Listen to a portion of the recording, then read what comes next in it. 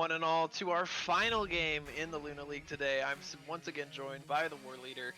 We're here for Team Asworth versus Team YUBI Versal Basic Income, who has been taking a little bit of a shakeup coming into this game. Unfortunately, our boy Jeff has been taken, as he put it, ganked by a car, and he will not be participating in this game. He is okay, but we'll be missing from this game. A couple other things that we'll be missing from this game so far is going to be that Malzahar, that Silas, the Draven and Nautilus taken away from either side. Sivlock being banned out, even though Sivlock is going to be in that bot lane. Yone taken away, and there's that Jarvan. Yeah, this is going to be a really interesting one. YUBI has been nearly undefeated this season, only the one loss to Serenity Senate, but Team Asworth is always a wrench that can be thrown into any plans because they play scrappy and they can take down anybody, and they've proved it time and time again. So we'll have to see if they can pull off the upset this time. Asworth's going to first pick Orianna, and YUBI's going to respond from it. The round one Amumu, that is a favorite right there. A couple of teams in the Helios League have been taking that up. Clearly, that is not lost on YUBI. They were one of the first to bring this out on the new patch. In the entirety of FOF, I'm pretty sure. Brian saying having a very good game on that, and the Lux locked in, presumably for the mid lane. Thunder going to be taking that. I have to assume that Thunder's going to be taking that. And that'll be going into that Orianna. Orianna picked, obviously, because it's such a safe blind pick, but Lux getting picked up. That is not a common one. No, not at all. And with the new player coming in mid lane comes new prep work and new pools that you have to consider. So really interesting to already see a champion that we don't get to often see. And here comes Blitzcrank for Anbo. And that's going to be really interesting for the side of Asworth. Lets them get a lot of pick potential on their team. Yeah, just immediately getting ready to catch some champions out of position.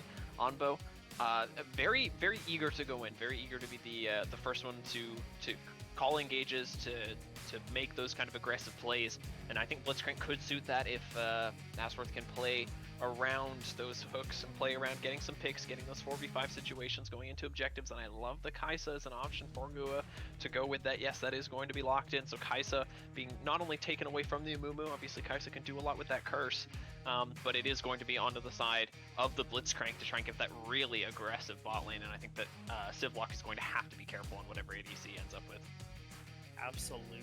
It's really interesting to see, because of the first pick mid lane for the side of Asworth's draft is going to be really weird, with both mid laners coming down within the first phase, the ADCs and the supports matching on both sides to follow. As we head into the second phase of bans, Mordekaiser's going to be the first one off the board. Yeah, and that Ashe being taken for the side of YUBI. Ashe, obviously very dominant champion. She is going to have a 100 range lead on top of that Kai'Sa, able to harass during lane, harass during CS. Can be very challenging. It's going to be down to how well Sivlock can stay at that max range, deal damage. Obviously, Ashe, one of those champions where the skill can really show in the laning phase. How comfortable do you feel in this champion? That being said, lots of top lane bans taken away from both teams. The Urgot, the Wukong, the Mordekaiser, and then the Kayn taken away from Betray. Something that I think Betray has opted to a couple times this season already. So probably a comfort pick just being taken away there. They don't want to put Betray on something that they're ready to play. And there's the Kha'Zix over to Utility Monster, a third Kha'Zix pickup.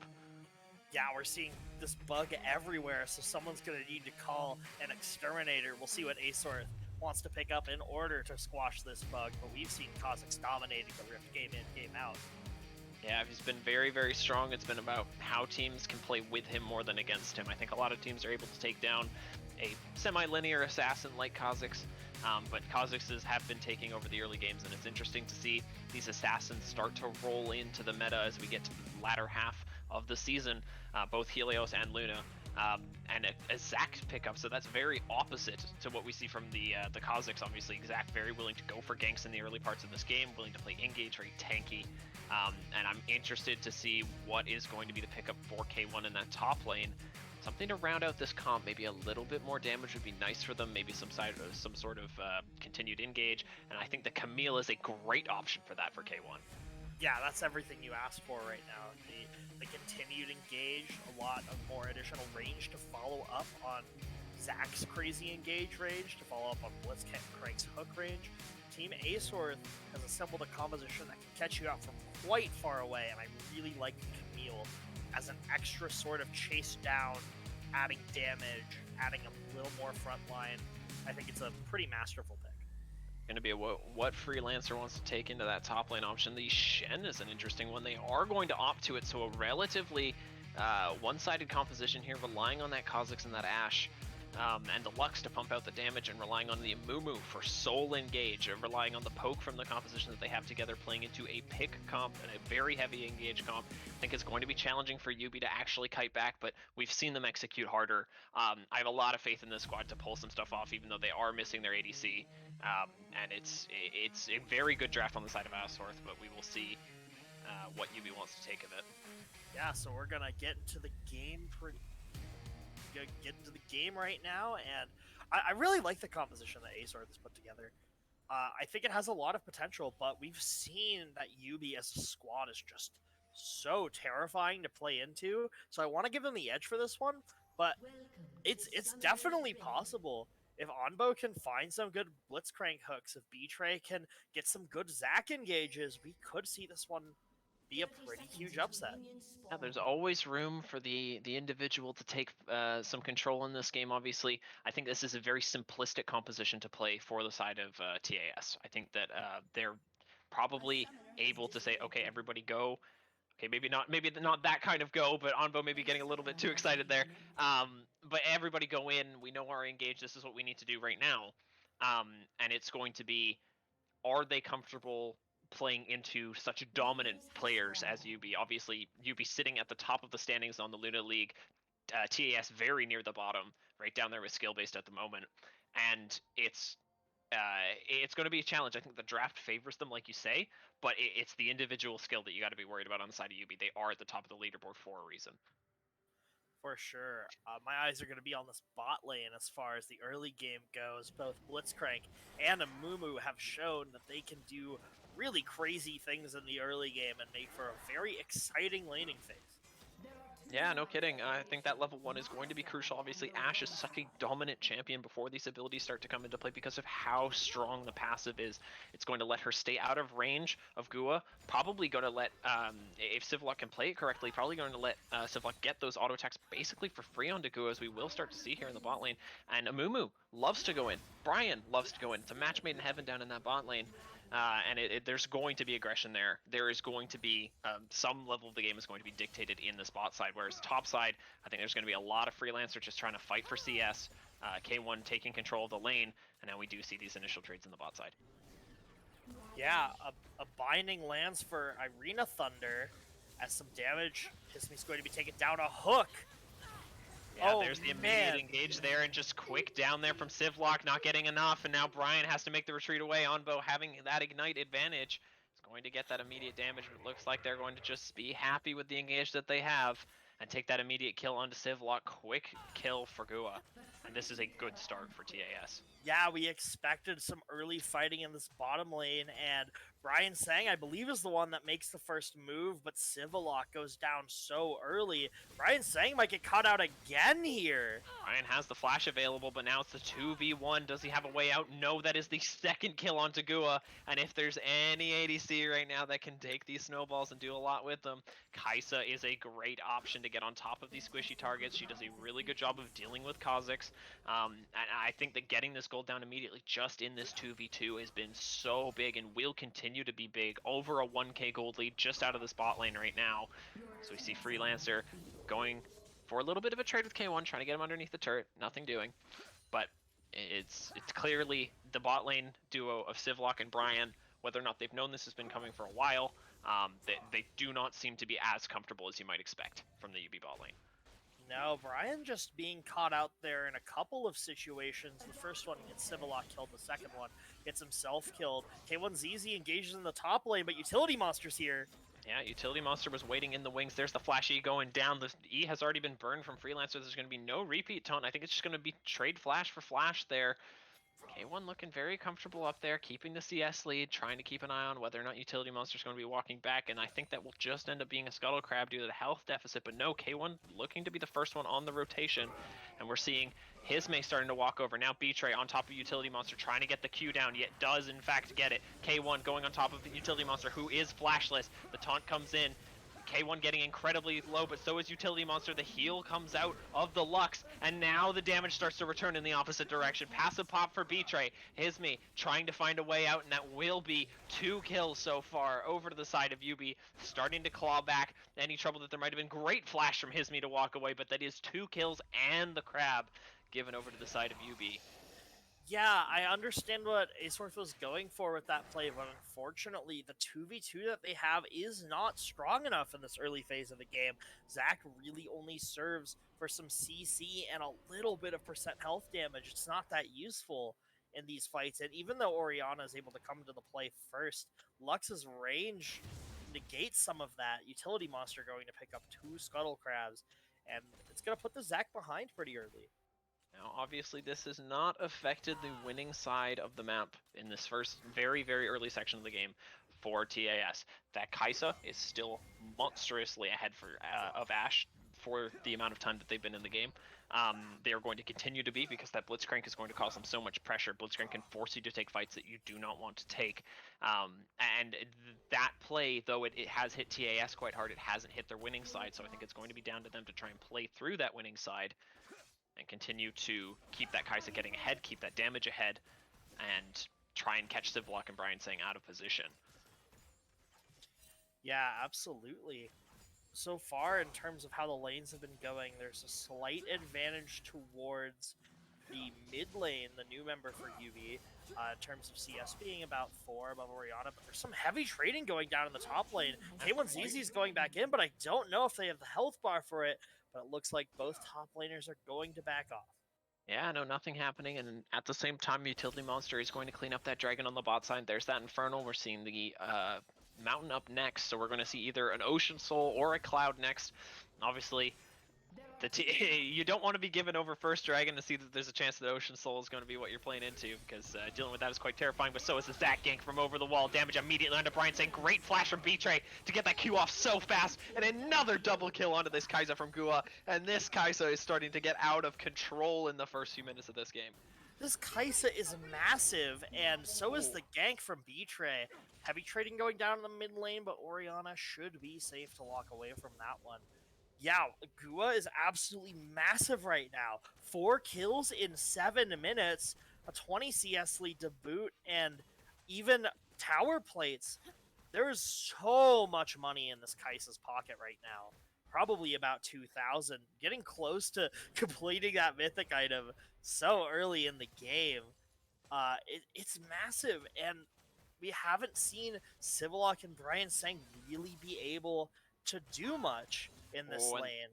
That could have been another kill going over. Now, obviously, Kai'Sa able to snowball so hard from the amount of damage that she's going to get. She plays a bit like an assassin, so if there's a champion that's going to continue to give you kills, continue to funnel gold into herself, it's going to be that Kai'Sa. Hisme getting so low in the mid lane. K1 has no idea that Utility Monster is here. The ultimate popped, getting on top of K1. Does decide to go for the Shen ulti there from Freelancers. They're trying to get onto the turret. The ultimate gets popped, but he does not dodge the taunt, and Utility Monster escapes the final tower shot and a great gank in the top lane.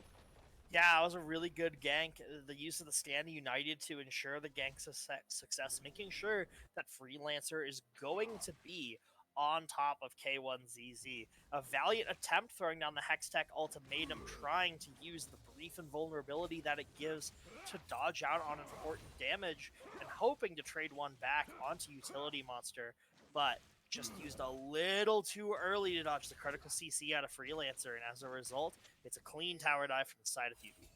Yeah, just getting that top lane further ahead and getting Utility Monster further ahead, but is this the side of the map where you want the pressure to be right now? That Shen, though, does get very strong in the later stages of the game, always has that percent max health damage on the Q, always has the ability to protect allies with the W and with the ulti.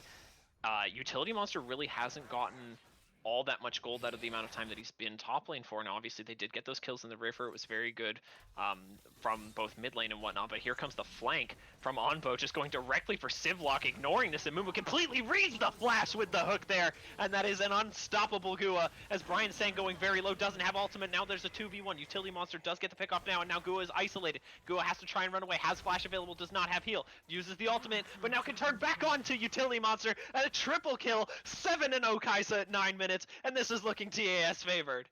Yeah, what a great performance from Gua we're seeing early in the game. Onbo finds a great flank and basically guarantees at least one death from the side of YUBI.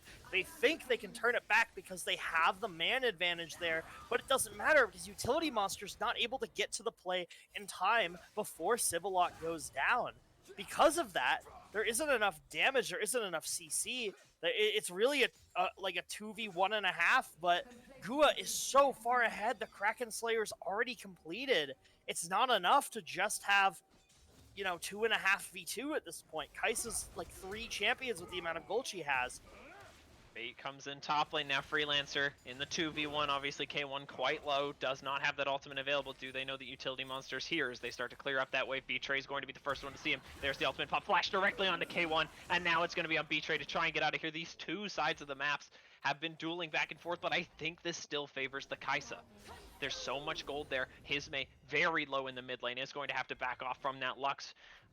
But no, like it's hard to deny. Obviously, I think the biggest thing that is so unfortunate here for YUBI is just seeing Civlock walk back into lane, kill 1 or 2 minions, and immediately pull level 6. That could have been a big deal for that fight. Brian Sang doing nearly the same thing, walking into lane and just pulling level 6 that little bit too late. They didn't quite have the EXP that they needed to try and turn that fight, and TAS takes the advantage that they had and turns it into kills. Meanwhile, top side of the map, Utility Monster getting back on the map in a big way and finding that kill onto K1 after that kind of unfortunate gank from B-Tray, not turning into too much. Yeah, so far it's a tale of two sides of the map. So far, the top and jungle and mid lane are all fairly YUBI favored, but there's a black hole in the bot lane right now, and all of that money is flowing right into Kai'Sa's pockets. She's going to be a menace. Currently, it's about a 1,000 gold lead for the side of Asorth, and this is going to be one heck of a game. Mountain Drake has spawned, and we see that B-Tray's on the bottom side of the map. Wouldn't be surprised to see both teams moving towards it in the next minute or so. And how do you fight this right now? Unless Gua does actually want to take this back and finish it. If you have that Kai'Sa in the bot lane, how do you fight it? She is 7-0. She's about to back, finish the boots, get the serrated dirt, get that they are. That's so much damage from Kai'Sa. She's going to have the Q evolve now. This is ridiculously early for her to have this much gold, and Kai'Sa can pump out damage at this point in the game very early, but I think those recalls are just going to be finished up. There's going to be 2 dragons given over to YUBI. There's going to be no contention on this one. Good rotation from YUBI to catch up on those recalls. Make sure that this dragon's going to go in their favor, and this is a small win on the bot side of the map, but it's what they need. For sure. I'm very surprised to see that this is actually given over. I think a little bit of miscommunication, miscoordination on the side of Asorth, not able to take advantage of the huge lead they have bot side. Normally, when you're ahead in the bottom side of the map, the dragons are all yours because you should have so much control in that area, but the Kai'Sa really wants to spend nearly 2,000 gold, and I can understand why that's good, but the price may be too big.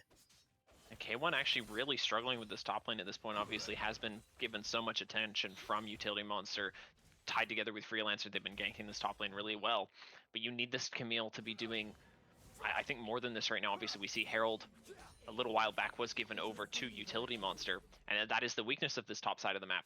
And I think that we've seen that there have been some plays bot lane for YUBI that have been going their way, but right now the top lane has been completely YUBI favored.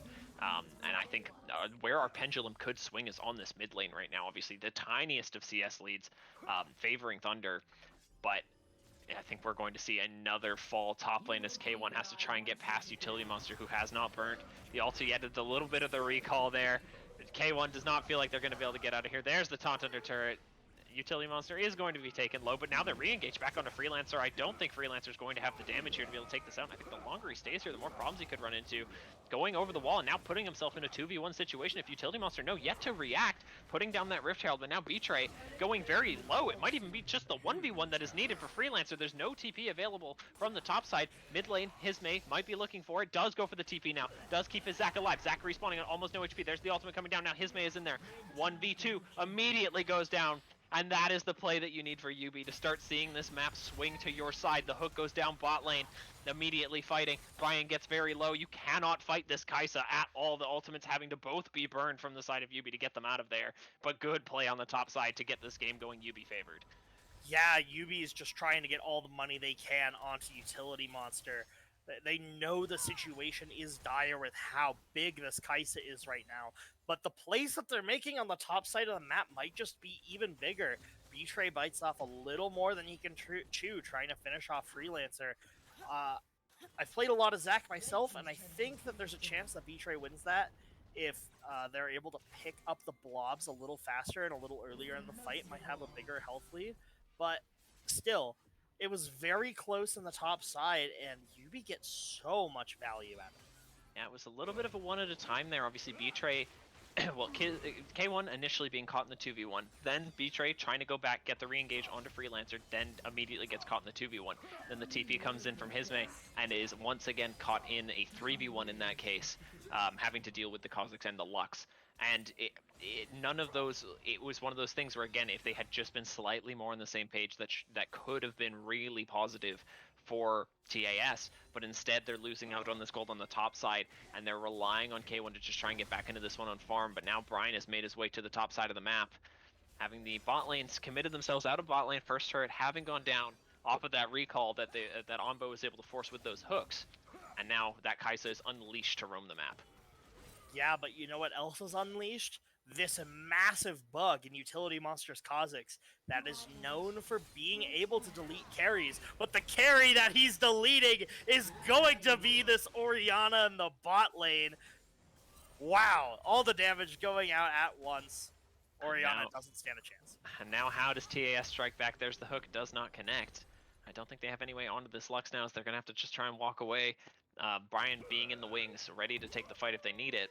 But yeah, no, now that Utility Monster can be out on the map, has that Q evolved, has that E evolved, and now is ready. And really, as Gua, you're relatively safe because you can one-shot everybody, but there's somebody who can one-shot you just waiting in the wings at all time. And is Gua going to be aware enough to sit on this side, play safe, and avoid this Utility Monster who's going to be quite literally just lurking in the bushes? A great read there from Betray to get that E on top of Thunder, but now there's the re-engage diving underneath the turret. There's the Zhonya's pop, but now Gua is CC'd up by Brian Sang. Is there any way for him to get out? No. Shutdown going over to Brian Sang, and that is 3 kills down in the mid lane. Double kill over to Utility Monster 30 seconds before Dragon spawns, and that is so much gold into the pocket of that Kha'Zix.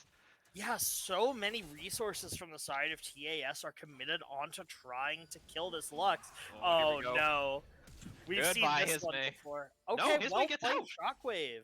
Well played Shockwave gets Hisme out of there. I really expected Utility Monster to just absolutely one-shot the Orianna. But here comes Brian Sang maybe to finish the job. Nope, Ori's gonna walk away. Nope, they are going to walk towards this Cloud Soul. And going on to Soul Point at the moment, 17 minutes into the game, it's been very proactive on the spot side Dragons for YUBI. And I think now that the game is starting to rotate towards this team play, somewhere where we have seen TAS struggle in the past is get coordinated and play this 5v5 game, this could be where we start to see YUBI take over. They're so consistent at playing as a team throughout the entirety of the game, and that's where we've seen their advantages come from this game, and I think that is where their saving grace will be as they've pulled this gold lead up to 3K. Yeah, I think that... So TAS tried to make a huge play onto the mid lane and get a kill onto this Lux. They commit so many resources to trying to take out the Lux, but don't recognize the stopwatch in their inventory, and this buys time for members of YUBI to react to the play, and it becomes a disaster, massive shutdown. Luckily, it's only given over to the Amumu, so it could have been an even bigger disaster, but it's going to be on Kai'Sa to actually be a little reserved in how she uses her abilities and where she positions, because there is a bug waiting to kill you at all times. Yeah, K1 actually starting to really take this fight in the top lane, but does he recognize that there's the Kazakhs immediately there? No, making the quick turn. He is going to try and get on top of Freelancer, who does flash out. K1 failing the flash E onto Freelancer, who's just going to finish the recall, and now K1 is in no man's land, getting caught out by Thunder, is going to go down, and now Brian finds B-Tray in the top lane. This is a very disadvantaged fight. I think Gua wants to try and take this. There's the flash in for Brian, saying with the stand united, immediately taking down Gua again, and now B-Tray has to try and find a way out of there. His utility monster hops over the wall, gets on top of B-Tray, now is starting to chase down 2v4 with Onbo. Now the one without the dash now gets caught out, does get hit by the Lux Q, and I think this will be a quick rotation off of Onbo onto this Rift Herald, and there is that coordinated team play from YUBI and some kind of scrappy, unprepared play from TAS. Yeah, K1ZZ finds a really favorable trade onto Freelancer and decides to all in. But without information on where Utility Monster is, you can't go for these kind of plays. But this is a good play in the mid lane. B-Tray knocking up multiple members of YUBI. K1ZZ teleports in, should be able to finish off Brian, saying, is the kill going to Hisme? No, it's going to go to K1ZZ, picking up shutdown onto the Amumu. But here comes the Utility Monster onto B-Tray, but he's not isolated. Splits into the blobs. K1ZZ is on top of Utility Monster, but they don't have a way to finish the kill. No, and that is the team play that we were talking about just now. Is there going to be team play from TAS? Now, looks like there can be. That was a great engage with the mixture of B-Tray, going in with the Zaki, getting the Orianna on top of him, and picking up those 2 kills in the mid lane. And that is crucial gold that they need back. That's gold onto the Zac, onto the Orianna, and onto K1, who has been kind of in their own game this entire game. Like, kind of caught out, hasn't really been able to do too much into that Shen, who just got so accelerated with all the ganks. And that is gold that they need to be getting as TAS. Absolutely. It's a really good sign for TAS that they're able to pick that one up because they haven't been able to snowball the Kai'Sa. So it's 3 different members of TAS that are able to make a coordinated play, and the result is a shutdown. Oh, and now we see the chain CC coming down on top of K1, who has that newly refreshed bounty from the kill. 3v2 in the mid lane. Civlock is going to pick up their first kill as that mid lane tower drops. B-Tray has to try and run for the hills. Is now Gua in that top lane trying to push down the tower, but also trying to push down the tower is pretty much the entirety of YUBI. They have the Shen ready to come over with the Stand United as they crush down that mid-inner turret, and I think that we're going to see a charge onto the inhib turret at 20 minutes into the game. That immediately ulti onto 4 there, but there's going to be no follow-up as Gua is still in that top lane, and there has to be flashes away. Great ultimate from Hisme. The inhib is going to go down. This could be a little bit early for it. Is this going to be farmed back over for the side of TAS? What an ultimate, but just nobody there to follow up. Yeah, I think it was a great ultimate, really unfortunate that there's no follow-up for it. I'm really confused why Gua's still on that top side. It's so much of TAS's gold right now that to just have it be in the side lane alone means that there's just a free inhibitor take for the side of YUBI. 43 seconds until this Cloud Soul comes up for the side of YUBI. I think that TAS are going to have to contest this if they want to stay in this game. Yeah, and I don't hate the trade altogether. Obviously, that is 2 items finish up for the Kai'Sa. That was so much solo gold, 600 gold pulled off of that inner turret just for Kai'Sa being solo up there. Another 200 or so off of the outer turret, plus all the farm. But it is so much traded back, and I think that inhib is going to make it so hard for TAS to try and pressure this. They're going to get timered out of the Dragon Pit. Obviously, Gua can be off in that mid lane, ready to come in with the killer instinct. And I think you're right. I think TAS does have to try and fight this, but they don't need to rush into this. And I think B-Tray could be caught out of position here. The Q goes down, and now K1 and B-Tray are off in their own part of the map to get sliced off by the remaining party of YUBI. Yeah, the fortunate thing of having a Shen on your team means that YUBI don't have to start up the Drake immediately. Oh, and here comes the flank now. Gua does a great ultimate to get out of the way now, but now Freelancer's directly on top of him. Is going to surely pick up that kill in the meantime. B-Tray going in on the backline. Gua still surviving, yet to go down. The godlike kill onto K1. Gua has escaped this fight. B-Tray trying to find his way out of there, and now it is just Onbo caught against Freelancer. Gua trying to find a way back in to try and help his teammate, but I don't think it's going to happen. B-Tray trying to hustle his way out of there. Zac with those little legs is going to send himself over the wall, but now is the following of the monster. Flashes on top of B-Tray. Isn't going to be able to find that E reset. Is he going to be able to get over the wall? No.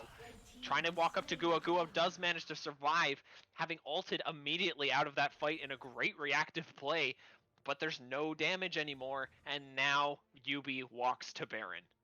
Yeah, we're really seeing Aesor struggle in these coordinated situations. B-Tray finds a good angle onto some squishy members of YUBI, but the vision isn't there, the teammates aren't there, and they're not able to capitalize off it. Meanwhile, YUBI is able to capitalize on the play that they make despite not having Civillock and Irina available to join it. And as a result, they're going to pick up the Cloud Soul, they're going to pick up 3 kills for themselves, and they're going to pick up the Baron. Massive gold spin. And this comes off of a great flank. The invisible Kha'Zix, invisibility plus Shen ult is a classic. We see that all the time. People love to utilize it, and that is a bit of coordination. They're using a Kha'Zix as a flank to get your Shen into that back line, and it breaks up any sort of front to back that we know TAS wanted to take. They have that Zac, they have the Ori. What they want is Blitzcrank to get a pull, make that fight 4v5, and instead a very fast, there was not a lot of time jockeying back and forth for position around that dragon. Utility Monster knows what he wants to do, get into that backline, flank with the Shen ultimate, and breaks up the fight immediately. Gua instantly has to leave after getting chunked out by the Kha'Zix Q. And that was just perfect situational play there by YUBI. Absolutely. We have not seen any answers to Utility Monster's Kha'Zix so far this game. An absolute dominant force. Freelancer able to teleport on top of that invisible bug has been such a pain for any fight that TAS is trying to take. It's really hard to position Gua safely so that they can output the damage with that a 7 and 2 Kai'Sa should be able to, but they haven't been able to find the opportunity. If you've been watching these team fights, you would have no idea how much gold is in this Kai'Sa's pockets because YUBI is playing so well. Yeah, like we said, this is a two-sided game right now. We have Utility Monster, who has been cleaning house, picking up most of the gold for YUBI right now. Probably well over 30% damage share if I had to guess. And same goes for Gua, having so much of that gold, 234 CS at the moment, 7 and 2, but YUBI has been removing Gua from the fights, and Utility Monster has been the one doing it. There's been no answer, like you say, from TAS to try and get Utility Monster out of these fights. Brian saying finding the engage. Gua is not here. There's the Stand United as he tries to make his way across the top of the map, but it is just a slaughter underneath this inner top turret. K1 the only one to find a kill, and it is on to Brian Sang, but it doesn't look like that's going to matter. Gua shows up late to the party, and that is 4 kills for 1 in favor of YUBI, and now Gua is being asked to try and hold this. You're 7 and 2, Gua, but do you have any way of holding off 4 as they make their way towards the Nexus, or deciding at 100% the top lane, whichever first? But I think this is up to the choice of YUBI to try and really do whatever they want here. They're closing down on the end of the game here, and I think this could be GG. Yeah, they're just moving on to these Nexus towers. Onbo's gonna respawn. I don't know if it's gonna be enough. Utility Monster in onto Gua, but the shutdown is huge for Gua. A huge pick in an hour of need. Gua's gonna find another shutdown. Freelancer's first death of the game. So much money in Kai'Sa's pocket, and that was absolutely massive to keep this game alive. And that was the moment they were waiting for. All of a sudden, the Kai'Sa spikes up. There's going to be a huge buy when that happens. And look at the TP from K1 now on top of Civillock, trying to kite back and kiting back very effectively. Getting K1 off of him. Does manage to get it back. The shield comes in the last second, but flashes forward. Decides to go for the trade kill there for Civillock, trying to kill K1, and does manage to pick up that kill. But look at how big this Kai'Sa is. 1 Nexus turret remaining, and finally TAS strikes back. Yeah, here we go. Kai'Sa has nearly 15,000 gold, which is almost a third of her team's gold. And hopefully, now she's going to be able to do a lot in these fights. We know that Gua can do so much damage when put in a situation where they are able to. Utility Monster goes a little too far, thinking that he has the final execute that will end the game, but not a chance. Gua's gonna shut that one right down, and a lot of money into this Kai'Sa, and now has a stopwatch able to help protect herself. And I think at this point we have to be looking at that top left corner, look at that timer left on Dragon. I think that is what we're waiting for at this point. There is all going to be down to what they can do here. Now Gua caught out in the side lane, does get flashed. A great reaction there to get out of the Amumu Q, but Utility Monster has that shield. It's just too big. The Shen comes in, the stopwatch, like you say, is not used, and now it's B-Tray down in the bot side, and I think YUBI's going to be able to turn this one around. Shockwave comes down, from Hisme is going to deal a lot of damage underneath that turret, but now K1 going in net to pick up Freelancer.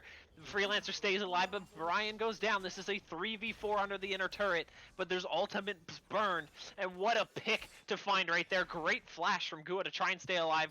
Does manage to cancel the Kha'Zix Q, but there is no escape from him. Yeah, I think if Gua had just been able to get off that stopwatch, it would have been safe. And now Yubi's gonna siege up into this bot lane until Elder Dragon spawns. Gua's going to be up in 10 seconds, so there should be time for that, but Yubi's looking to go now. Ultimates go down on top of Onbo. Utility Monster getting every reset. Going to find a triple for himself onto the side of Yubi.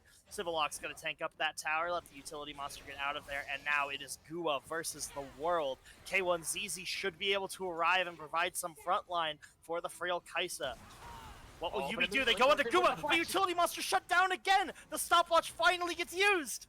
Yes, and does manage to pick up that kill on another massive shutdown into the pocket of Gua, and now they're going to have to make that rotation back towards their Nexus as it is open. You're playing into a stealth champion, you're playing into teleports, you have to be ready for this, but the Elder Dragon has just spawned. This is a game-ending tool that is currently in the pockets of Yubi, as there's been no way that right now for TAS to try and contest. They have 2 super waves pushing into an open Nexus, and it's... Are you able to get there in time? 8,000 health left on this. 6,000 is burning so fast, and I don't think TAS is going to have any way to rotate over there in time. Nope, Camille's trying really hard, but even if she gets there, will she be able to steal it? The answer is going to be no, they will not get there in time, and for the next 90 seconds, Yubi are an absolute force to try and fight with that Elder buff. And with that Elder buff must come the Baron. There's so much in the pocket right now of Gua, and so much on his back. He has to try and carry this fight. The build is finished. All of the damage is done on that Kaisa, and now it's going to be down to a huge set of ultimates from the Zac, from Hisme, setting up Gua. That is the only stand that TAS has, but it's not impossible. They've had some close calls so far. Utility Monster getting caught out twice and putting that gold directly onto where TAS needs it. This Baron is going to be what decides the game. Can TAS even go up and contest? Is there any chance? There's no TP available for K1 as it starts. Yeah, it doesn't look like they're moving at all. They've decided that they're going to try and take this huge base defense, which I'm not sure they're going to be able to do it, but at least in their favor, the Elder buff is ticking while Yubi go and take the Baron, but this siege is going to be so deadly. They've committed all of their members to try and find Freelancer, but there's nothing to be found. Now with no turrets guarding the Nexus remaining, Yubi looks for the final push. There's the immediate engage from Betrayed, does catch the ultimate there from Hisme, but Hisme is already so low. The Elder buff surely will tick, and there's a kill down onto the Zac, putting him into passive, kill down onto Hisme, and now it's up to Gua, Onbo, and K1 to try and hold this as they go down and chase K1 down. Does go down to the Elder buff, but now Gua trying to make a turn onto Civlock, does pick up the first kill, but Onbo is unable to get on top of Thunder as the GA has popped. Now there's the immediate engage onto Thunder, does get the second kill, but there's no chance. The Elder buff is too strong. Onbo goes down, and I think TAS goes down finally too. Yeah, with just superior coordination, Yubi are going to be the ones that walk away with the win this game. Really well played game of League of Legends from both sides, but it's the teamwork that gets it done for Yubi. What a close game that ended up being, honestly. Like, it was kind of, there were some swingy moments in it, but looking at the scores of those two teams, looking at the histories of those two teams, you're looking at the defending champions and a team that is sitting at the bottom of the list, but it made it look close. Gua having a standout performance on that Kaisa, having gotten so much gold, gotten most of those kills, creating all that pressure in the bot lane, just him and Onbo. But you have to give hats off to the top lane prowess that came out of Utility Monster and Freelancer. Great stand-in from Thunder to be able to take on that mid lane as well as they did. You saw some struggle from Yubi maybe getting used to it, but it didn't last. Yeah, I don't know if there's much more to be said that game. Gua got so much gold. There was the win condition available for TAS, but they weren't able to find an execution. Really solid play from Yubi to prevent that Kaisa from being a problem. And that was our last game of the night, but don't go anywhere because we've still got an interview waiting for you after the break.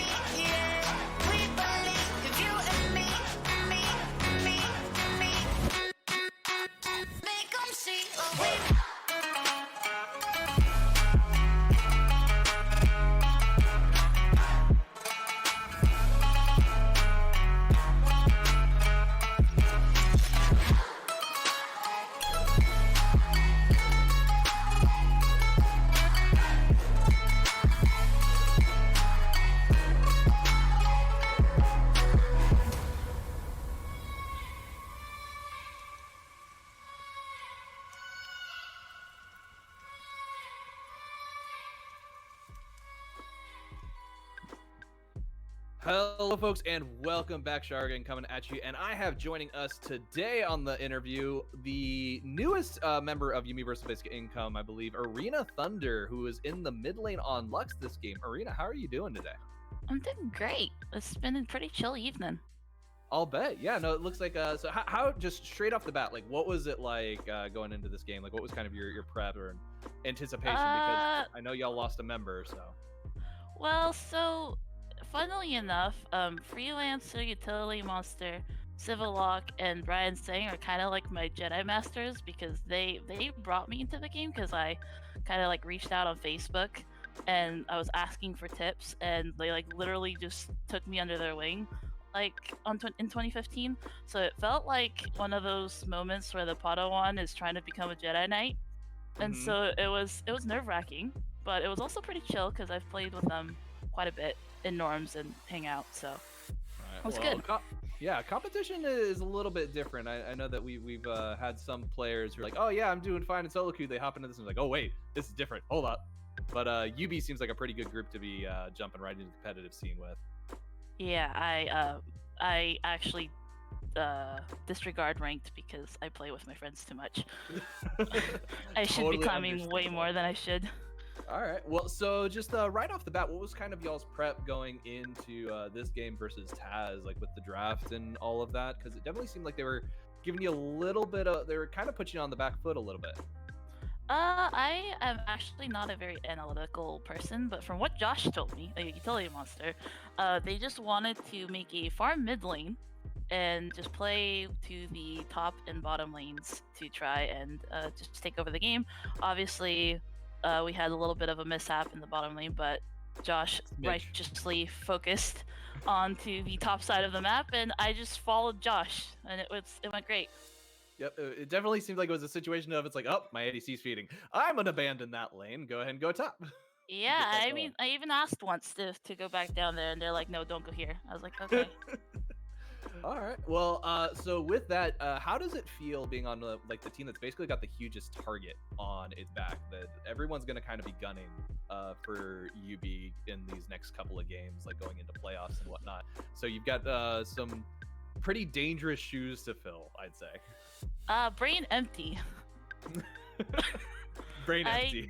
Yeah, brain empty. I generally don't really play League to be. I guess I would say I'm not a very confrontational player, and therefore I'm not a very competitive player. So when I start playing League, my brain literally goes empty, and so it becomes a blur, and it happens, and I just remember the good parts and kind of forget about the bad ones. Well, you know, I think there's a good quote by Jet Li that kind of matches that, where it's the whole, you must be like water, and when you are water, you become whatever shape container you're in. If you are in a cup, you must become the cup. If you're in a bowl, you must become the bowl. So I think going blank is actually probably not the worst idea. Nah, it's pretty good. It makes everything that I did wrong not happen, and they can't blame me for anything that happened, especially, the stuff that happened previously when I sucked before. You know, that's probably even better than the analogy I gave right there. It's not my fault because I don't remember it.